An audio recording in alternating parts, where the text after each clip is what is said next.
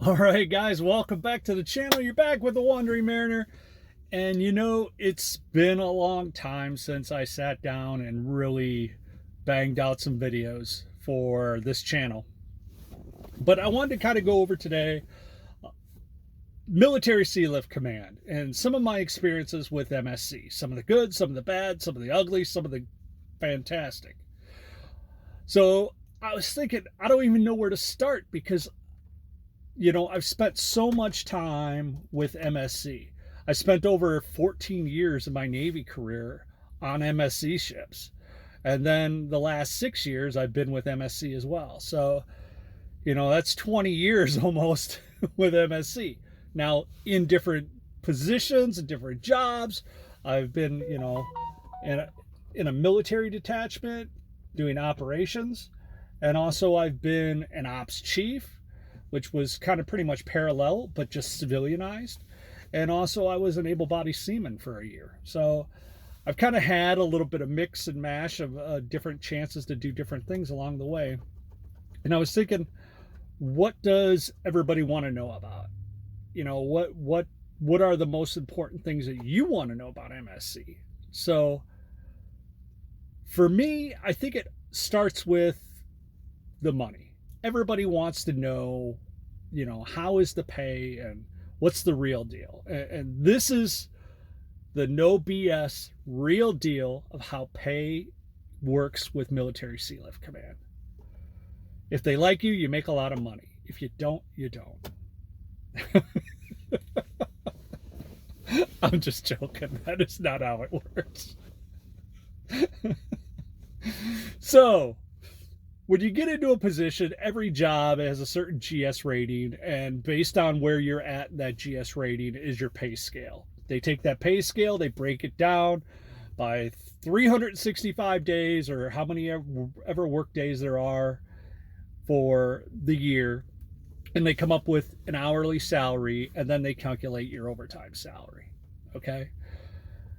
When I was an operations chief and I started out, I want to say I was making, now this was like 6 years ago, it was like 58,000 was the base salary.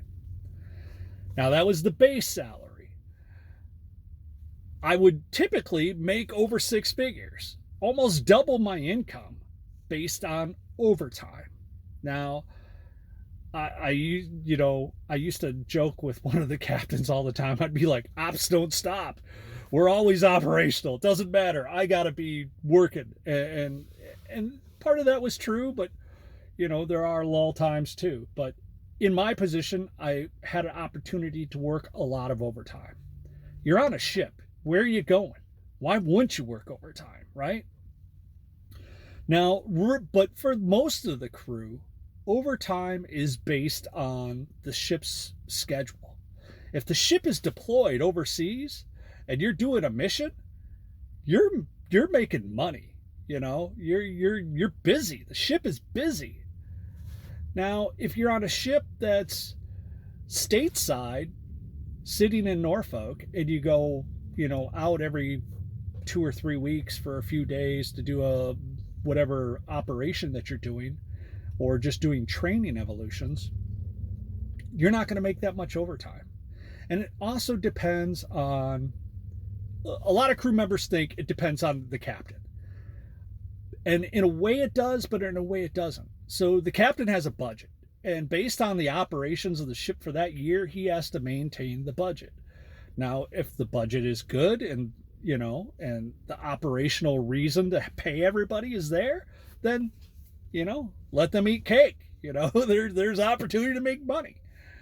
But then there's times when, you're not operational and you're just doing maintenance. And the crew and the captain have to look at what needs to get done. What are the higher priority jobs? If it's not operations right now, maybe we need to have some deck work done, or some engineers have to get a whole bunch of work done. So maybe more money ebbs or flows to that.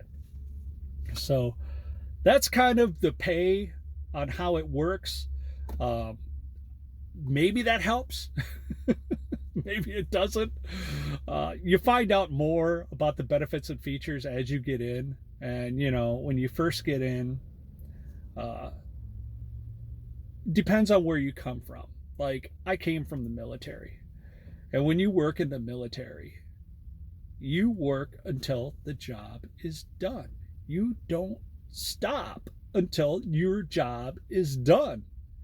Because in the Navy, you're not paid by the hour. You're paid salary. You do your job. Doesn't matter if it takes you 25 hours to knock it out. You work for 25 hours until it's done. The mission is complete. But with Military Sealift Command, we work hourly hours, a set schedule. Schedules could shift, depends on if you're a watchstander or not a watchstander, and so on. But you're going to have a normal set work day for pretty much everyone. And if you go outside that work day, you get compensated, right? Now, I learned the hard way, and an older cat named Earl Montgomery, and Earl, if you're still sailing, bless your heart, bro. But Earl pulled me aside and he told me, John, when you were in the Navy, it was honor, courage, and commitment. Well, you're with Military Sealift Command now. He was like, screw that. You don't do nothing for free. If you're going to work, you get paid. You put it in your overtime. If it's 5 minutes past, if it's 1 minute past the top of the hour, and then you had to work, you count that hour. You don't give them nothing for free. I don't care if it's an extra 10 minutes here, extra 5 minutes there. You put it down.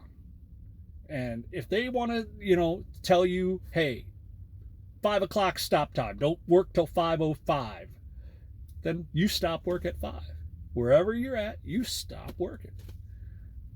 But that's the way it works. You're an hourly employee now for most people. And you'll find out if you get into MSC how everybody watches that clock when an underway replenishment is going on and how fast those loads are going.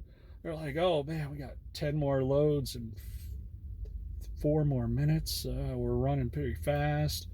Maybe these loads will slow down a little bit. And everybody's happy. Except maybe the chain of command that has to pay the whole crew another hour because they were on deck. But again, it comes down to that captain on how strict they are. Because you know what? Every captain with MSC was on deck one day. They all came up through the ranks. They know the deal. They know exactly what's going on.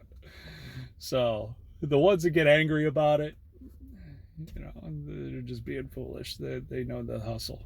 But this is the first video. We're going to go on to some better ones. You guys make sure you like, subscribe, and leave your comments below. If you don't feel comfortable with leaving a public comment on a YouTube channel, you can email me at travel2write, that's TRAVEL, the number 2, WRITE, at hotmail.com.